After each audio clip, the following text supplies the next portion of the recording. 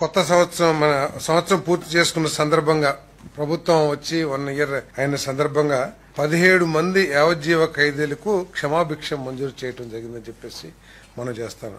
భారత supreme court SLP criminal number 525/2021లోని ఆదేశాలకు అనుగుణంగా యావజ్జీవ ఖైదీల ముందస్తు విడుదలకు శాశ్వత మార్గదర్శకాలను జారీ చేసిన నేపథ్యంలో ఫిబ్రవరి 1, 2025 నాటికి అర్హులైన 17 మంది యావజ్జీవ ఖైదీలకు ప్రత్యేక క్షమాభిక్ష మంజూరు చేయడానికి హోంశాఖ చేసిన ప్రతిపాదన రాష్ట్ర మంత్రి మండలి ఆమోదం తెలియజేయడం జరిగిందని చెప్పేసి మనం చేస్తాను. ఈ జీవిత ఖైదీలు ఎక్కువ కాలం శిక్ష పడిన వాళ్ళందరూ కూడా వాళ్ళ జీవితంలో మార్పు తెచ్చుకుని లేతే పునరావాసం కల్పించాలని చెప్పేసి సమాజంలో పరివర్తనతో వాళ్ళ జీవితంలో మార్పు రావాలని చెప్పేసి ఈ క్షమాభిక్ష ప్రసాదించడం జరిగిందని చెప్పేసి మనం చేస్తాను.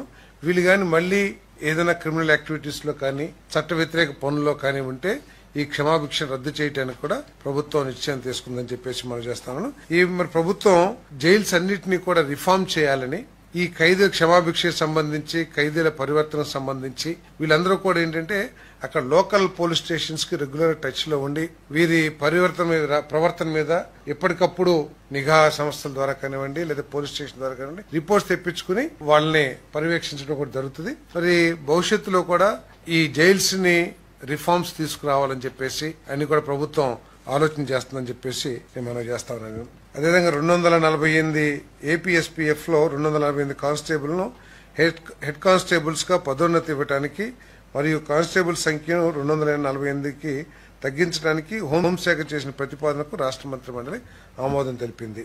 చూసారు కదండి. మరి ఈ వీడియో కనుక మీకు నచ్చినట్లయితే ఒక లైక్ కొట్టేసి మీ అభిప్రాయాన్ని కూడా కామెంట్ బాక్స్ లో తెలియజేస్తూ ఇలాంటి ఇంట్రెస్టింగ్ అప్డేట్స్ కోసం మా ఛానల్ ని సబ్స్క్రైబ్ చేసుకోండి.